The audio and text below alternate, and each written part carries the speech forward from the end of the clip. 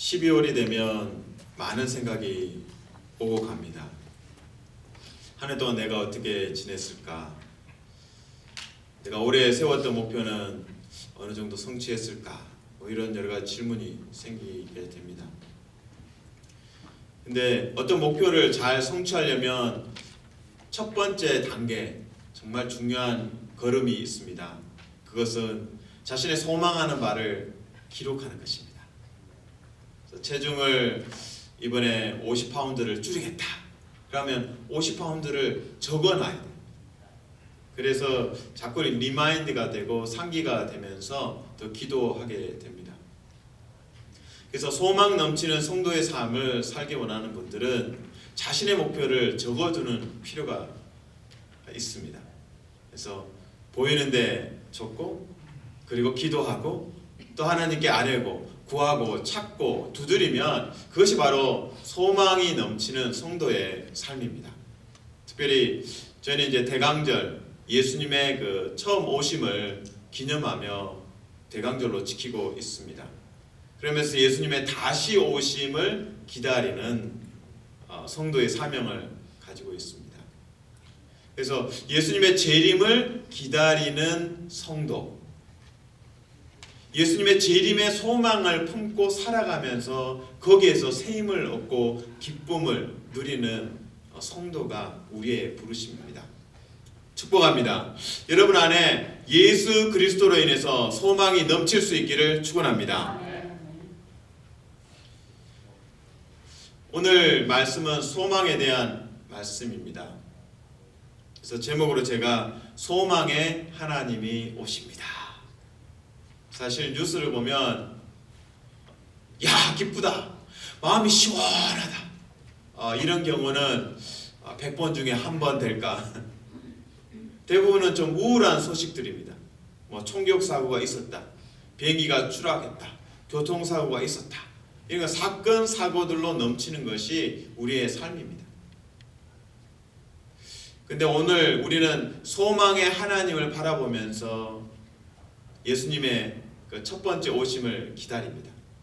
그리고 오늘 이 로마서 15장 말씀을 통해서 소망의 하나님께서 여러분 안에 마음속으로 녹화하시고 또 들어오시는 은혜가 있으면 좋겠습니다.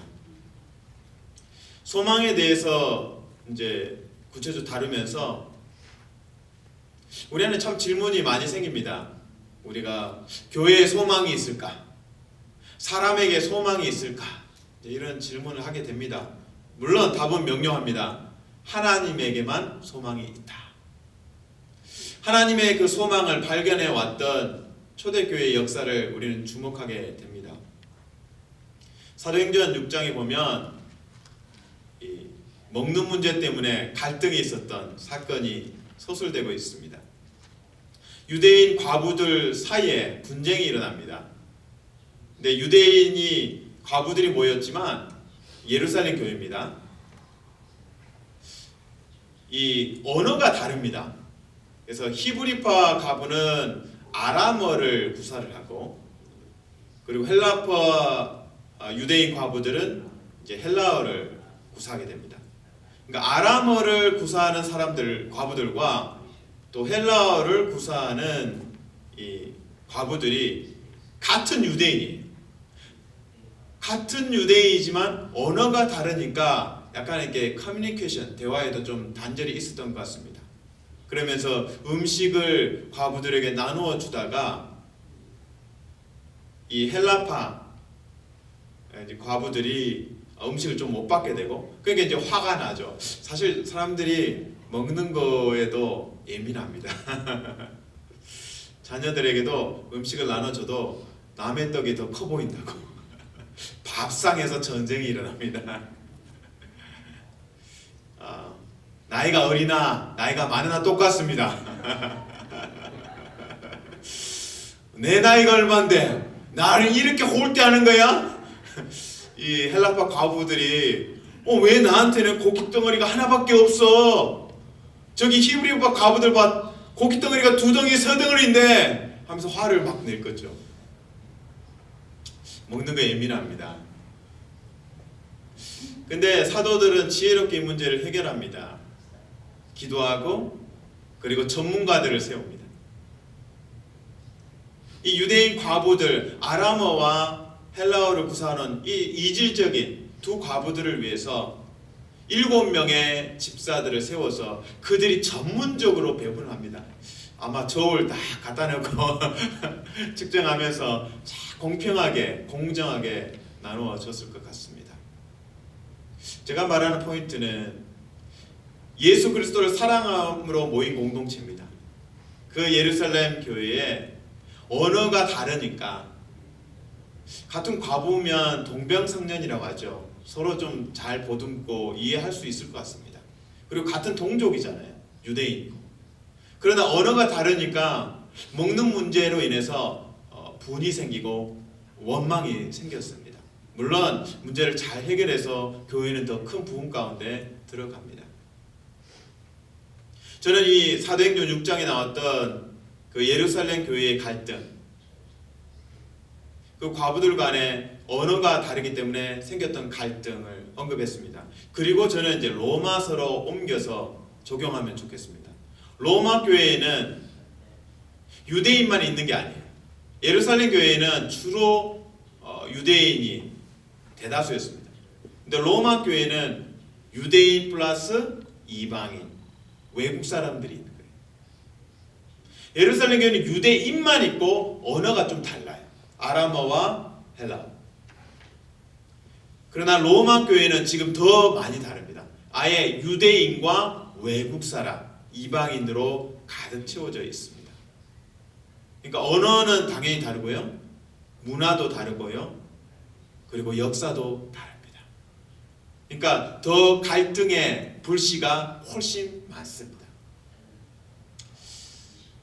아마 로마 교회의 그 리더들은 날마다 이게 다툼들을 해결하기 위해서 많이 기도하고 눈물을 흘렸을 것 같습니다. 제가 아는 지인 목사님이 그런 이야기 하시더라고요.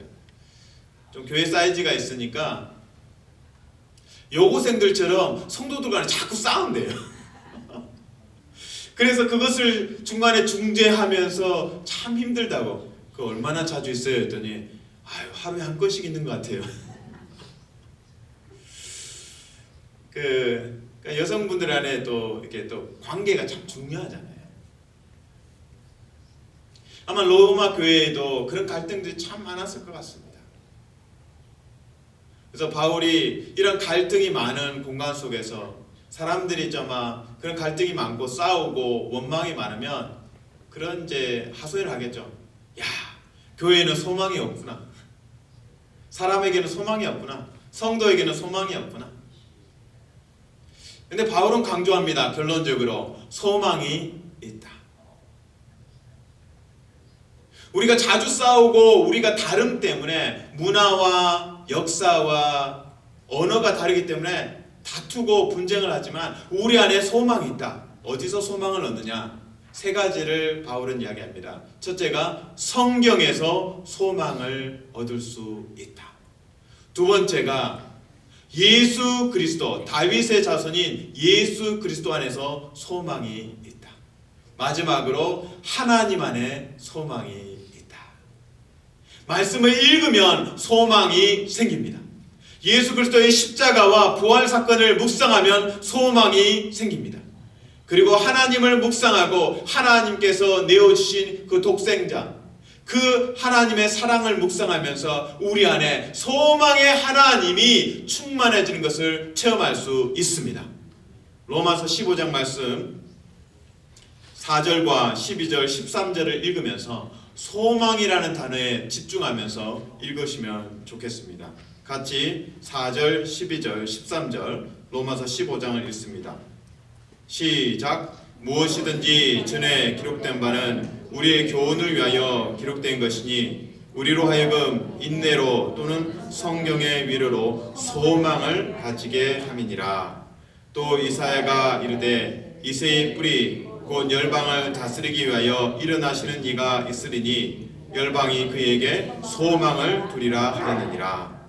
소망의 하나님이 모든 기쁨과 평강을 믿음 안에서 너희에게 충만하게 하사 성령의 능력으로 소망이 넘치게 하시기를 원하노라. 아멘. 로마서 15장 4절 그리고 12절 13절을 읽었습니다. 이 본문에서 소망이라는 단어가 4번 나옵니다. 그러면서 우리의 소망의 출처 어디서 얻을 수 있을까? 첫 번째가 성경이고 예수 그리스도 그리고 하나님이라고 바울은 강조하고 있습니다. 근데 오늘 읽지 않은 그 본문 내용 중에 또 세세하게 보시면 15장에서 바울은 이방인을 계속 언급합니다. 외국 사람들, 하나님께서 열방 또 이방인 같은 말이죠. 열방, 이방인, 외국인들을 사랑하시고 그들이 함께 예배하는 모습을 계속 도전하고 있습니다. 그래서 로마서 15장에서 이 4절부터 13절 본문을 다 읽어보면 이방인, 외국인, 네이션스, 열방 이 단어들이 7번에 걸쳐서 반복되고 있습니다.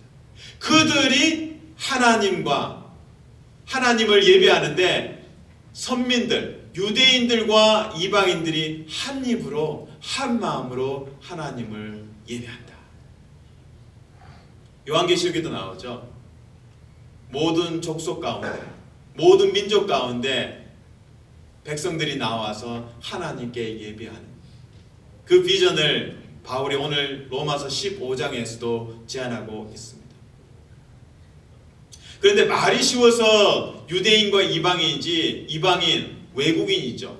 외국인을 영어로 뭐라고 합니까? foreigner라고 합니다. 그리고 또 다른 단어가 있습니다. 외계인이라는 표현을 쓸 때 뭡니까? alien이라고 하죠.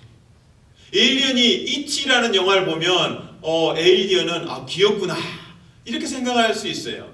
그러나 많은 영화에서 보는 에일리언은 무엇입니까? 무서운 존재입니다. 우리를 공격하는 존재입니다. 우리를 힘들게 하는 존재입니다. 그래서 사실은 우리가 외국인을 대할 때 그 느낌이 그래요. 귀엽다가 아니에요. 무섭다. 우리를 공격한다.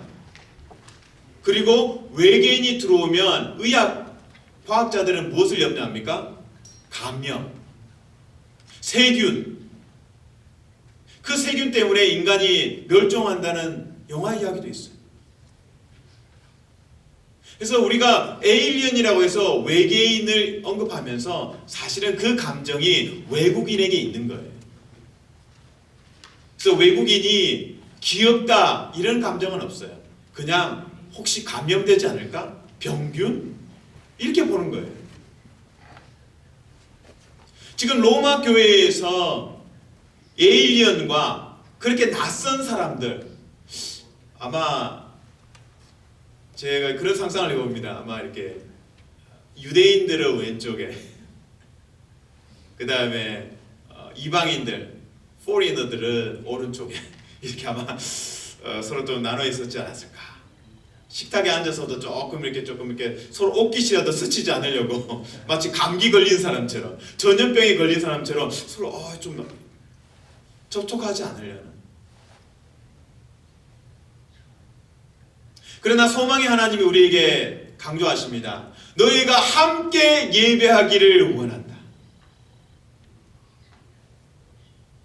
그들도 이방인들도 하나님의 형상대로 지음을 받은 존재다. 예수 그리스도께서도 그 이방인들을 위해서 십자가에 못 박혀 죽으셨다.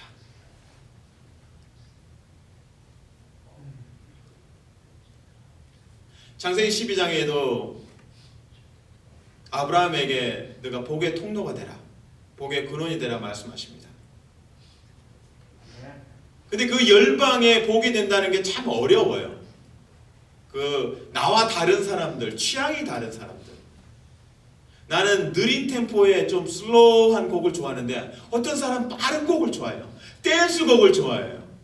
그러면 같은 공간에서 음악이 나올 때 좋아하는 사람, 싫어하는 사람이 있어요. 처음에 다른 것이 매력이라서 결혼을 했지만 또 그 다름 때문에 막 짜증이 날 때도 있죠. 오늘 로마서 15장에서 바울은 소망의 하나님을 강조합니다. 우리가 다르지만 에일리언과도 함께 할 수 있다. 물론 감기 걸린 분들하고 악수할 때 조심스럽습니다. 그래서 뭐 장갑 낀다거나 아니면 또 감기 걸리신 분들이 이렇게 좀 악수를 에어 쉐이크라고 하더라고요. 그냥 이렇게 악수를 안 하고 공중에서 이렇게 멀찌감치 떨어져서 이렇게. 근데 중요한 것은 감기가 걸렸든 감기가 걸리지 않았든 우리가 다름을 넘어서서 에일리언으로 보는 것이 아니라 하나님의 자녀로 우리와 다른 사람들을, 이방인들을 품고 사랑하는 것입니다. 그래서 소망의 하나님께서 여러분에게 명령하십니다. 에일리언도 좀 괴팍하게 생겼고 성격도 괴팍해도 이티처럼 귀여운 사랑스러운 존재로 받으시고 함께 예배하는 성도님 되시기를 축원합니다. 그렇다면 그 소망의 하나님께서 예수 그리스도 안에서 어떻게 우리에게 소망을 발견하는 법을 가르쳐 주십니다. 예수 그리스도께서 많은 그 소망의 문들을 열어 주셨습니다. 대표적인 세 가지 사건을 저는 언급하고자 합니다. 첫 번째, 예수님께서 소망이 되신 사건, 그것은 음행 중에 잡힌 여인입니다. 음행 중에 현장에서 잡혔어요. 아마 옷도 그냥 하나 걸치고 나왔을 것 같아요. 신발도 두 짝 다 못 신고 한 짝만 신고 왔든지 아니면 맨발로 붙잡혀 왔을 것 같아요. 그리고 군중들이 에워싸고 있어요. 그리고 군중들의 손에 무엇이 있습니까? 돌이 있습니다. 그 여인은 잡혀서 이제 수치 가운데 있고 그리고 돌에 맞아 죽을 위기에 놓여 있습니다. 아마 이 여인의 생각 속에 나는 죽었구나. 나는 정말 오늘 죽었구나. 많이 아프고 죽겠구나. 근데 예수님께서 말씀하십니다. 너희 중에 죄 없는 자가 돌을 던지라. 그래서 돌이 툭툭툭 떨어지고 사람들이 무장해제가 되고 그리고 예수님께서 그 여인에게 두 번째 기회를 주십니다. 죄를 짓지 말라. 나는 너를 정죄하지 않겠다. 음행 중에 잡혔던 여인, 소망이 없던 여인이 예수님을 만나서 죽었다. 정말 죽었다. 절망이다. 소망이 없다. 그 순간에 참된 소망을 예수님께서 음행 중에 잡힌 여인에게 주셨습니다. 여러분에게도 참으로 그 위기의 순간과 수치의 순간에도 예수 그리스도께서 소망이 되는 은혜가 있기를 축원합니다. 두 번째 예수님의 소망이 되신 사건입니다. 그것은 크로스메이트, 예수님과 십자가에 같이 매달렸던 범죄자의 구원입니다. 로마 제국에서 이 범죄자는 가장 고통스러운, 공포스러운 형벌을 가했습니다. 그것이 십자가입니다. 그 십자가에 못 박혀 있습니다. 죽어가는 거죠. 신음하는 거죠. 그 범죄자의 감정, 생각은 무엇입니까? 나는 정말 죽겠구나가 아니고 죽어가고 있구나. 십자가에 있으면 오래 견디지 못합니다. 죽어가고 있는 순간입니다. 숨도 헐떡입니다. 근데 마지막 순간에 예수님께 간구합니다. 저를 기억해 주십시오. 예수님, 저를 기억해 주십시오. 당신의 나라가 임할 때에 저를 기억해 주십시오. 예수님이 약속합니다. 그 범죄자에게 너가 천국에 나와 함께 있을 것이다.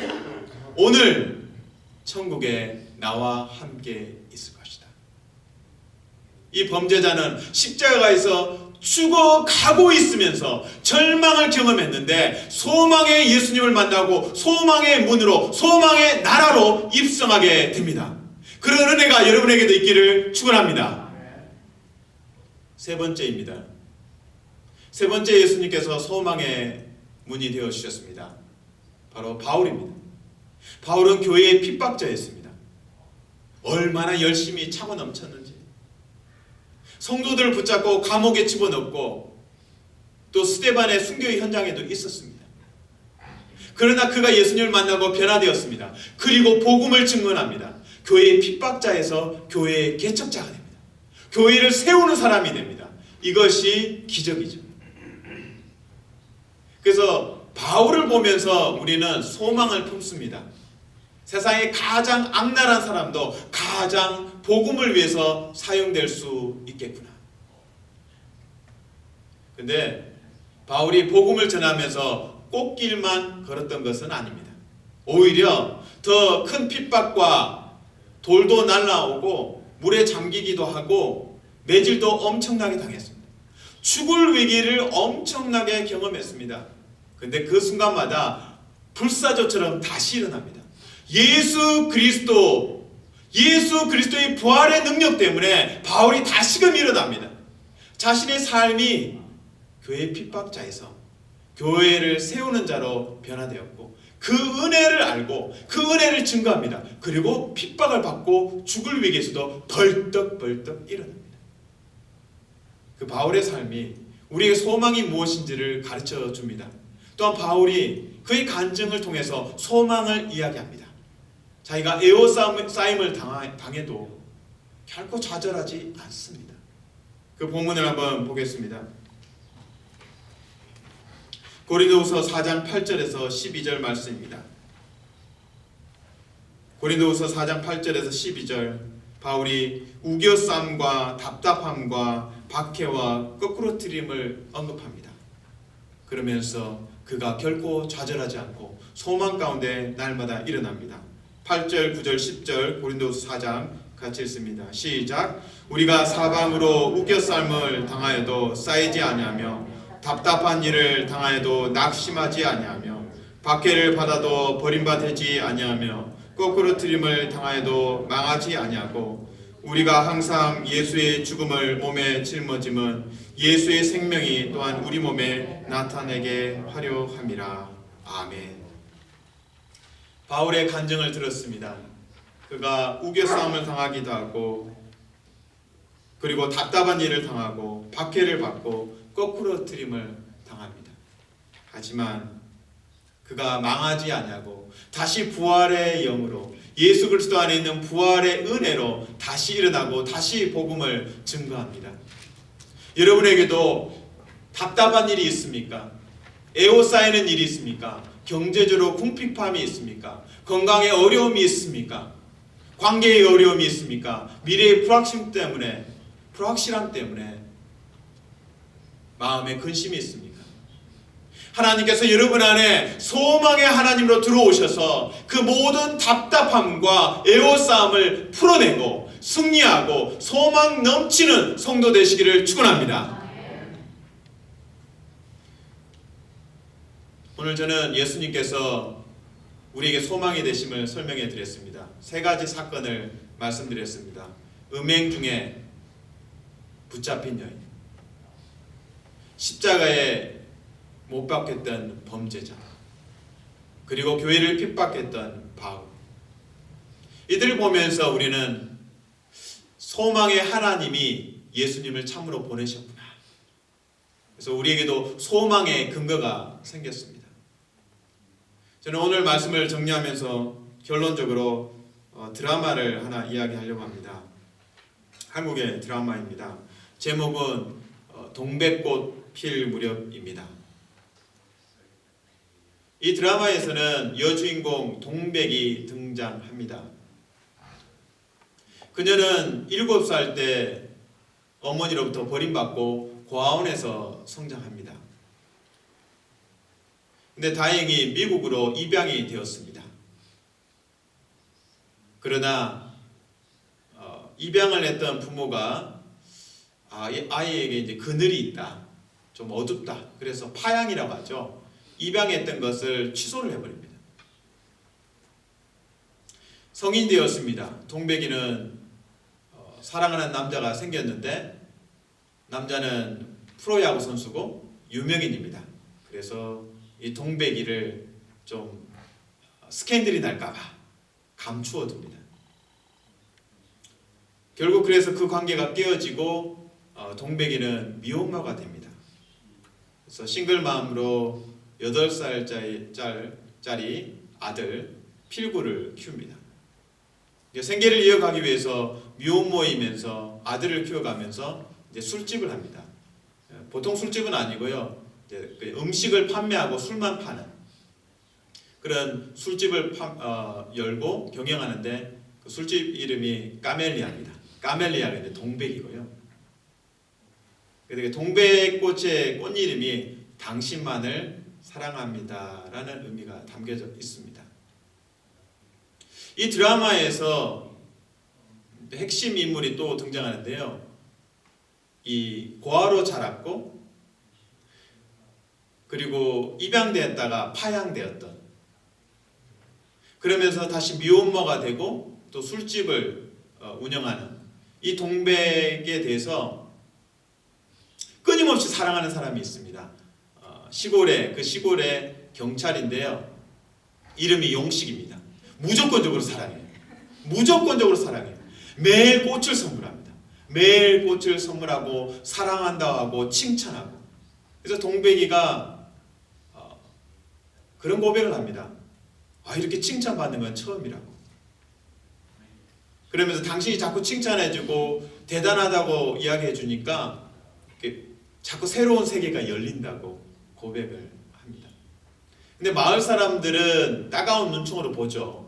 이제 술집을 운영하고 있고 또 미혼모고 그러니까 좀 좋게 보지는 않죠, 사람들이. 하지만 용식은 끊임없이 사랑하고 또 끊임없이 동백이를 사랑합니다. 예수님처럼. 이 드라마에서 던지는 그 화두가 하나 있습니다. 질문이 있습니다. 그것은 사람이 사람에게 기적이 될 수 있을까? 사람이 사람에게 기적이 될 수 있을까? 원래 드라마는 해피 엔딩으로 끝나야 시청자들이 기뻐합니다. 만약에 비극으로 끝나면 분노합니다. 방송국에 전화하고 작가를 욕하고 배우를 욕하고 그럽니다. 그래서 이 드라마 자체는 해피엔딩입니다. 결국 동백이와 또 용식이는 결혼을 하고 해피엔딩으로 마칩니다. 근데 이 드라마 속에서 자신을 버렸던 동백이를 버렸던 그 어머니가 갑자기 출연합니다. 그 어머니가 딸을 찾아온 이유는 생명보험을 들었어요. 그래서 이제 자신이 신장 이식이 필요한 사람이고 이제 곧 죽게 될 거고 그래서 생명보험을 들어서 그 수혜자로 딸을 지명한 거예요. 근데 엄마의 상황을 알게 되고 이 동백이가 원수를 갖고 싶은 마음이 생기죠. 그러나 결론적으로는 이 동백의 마음에 미움보다는 어떤 마음? 사랑하는 마음, 용서하는 마음으로 자신의 신장을 떼어줍니다. 그래서 어머니를 살립니다. 그래서 어머니와도 화해가 일어나고요. 그리고 이제 용식이와 결혼해서 이 드라마의 끝장면은 이것입니다. 아들 필구가 이제 어릴 때 꿈이 메이저리그 선수입니다. 근데 TV를 이 동백이와 용식이가 부부로서 이제 보죠. 그 TV에서 필구 아들이 메이저리그가 돼서 이제 기자회견을 하고 그 장면이 나온 거예요. 그러면서 이제 동백이가 독백으로 이렇게 말합니다. 제 인생은 기적이었습니다. 제 인생은 기적이었습니다. 사람이 사람에게 기적이 될 수 있을까? 그 질문에 대해서 작가는 이 드라마의 마지막 부분에서 기적은 사람이 사람에게 기적이 될 수 있다. 예스라고 답하는 것이죠. 그러나 저는 성경적으로 풀어내고 싶습니다. 그것은 이제 드라마니까, 영화 같은 이야기니까 예스라고 말한 거죠. 그러나 현실은 그러하지 않습니다. 사람이 사람에게 엄청나게 사기를 칩니다. 미국에 살면서 교민들이 누구에게 사기를 당합니까? 교민들에게 사기를 당합니다. 미국 사람들한테는 아예 대화도 안 해요. 언어에 제한이 있으니까. 성경적으로 풀어내면 예수 그리스도가 사람의 아들입니다. 인자라고 표현하죠. Son of Man. 예수 그리스도의 성육신 사건을 통해서 예수님이 사람인 거예요. 그 성육신의 사건 속에서 사람 대신 예수님을 우리는 발견합니다. 그래서 우리는 이 드라마하고 연결한다면 사람이 대신 예수님께서 다른 우리 모든 사람에게 기적이 됩니다. 다시 말씀드립니다. 사람이 대신 예수님께서만 참 소망이 되셔서 우리 모든 사람에게 기적이 됩니다. 이제 크리스마스 다가옵니다. 여러분 마음 가운데 예수님의 성육신 사건을 묵상하면서 용식이처럼, 이제 용식이가 아니라 예수님 같아요. 무조건 사랑하고 무조건 칭찬하고 무조건 격려하고 그 속에서 이 동백이의 변화를 보면서, 그래서 그 애증의 시간을 보냈던 그 어머니에 대해서도 용납하고 용서하고 신장까지 내어줍니다. 예수님의 성육신의 사건이 여러분 개인의 경험이 되면 좋겠습니다. 성경을 열 때마다 위로의 말씀과 평강의 말씀이, 소망의 말씀이 여러분 안에 들어오고 소망의 하나님으로 가득 채워져서, 그래서 여러분의 이웃과 가족에게 사랑을 퍼주고 소망을 퍼줄 수 있는 성도인 되시기를 축원합니다. 기도하겠습니다. 하나님 감사합니다. 소망의 하나님이 오십니다. 예수 그리스도를 통해서 소망의 하나님이 오십니다. 그 소망의 하나님을 품고 복음 안에 있는 소망을 증거하며 사랑하는 성도 되게 하여 주시옵소서. 예수님 이름으로 기도합니다. 아멘. 헌금하시면서 찬송가 25장 찬양합니다.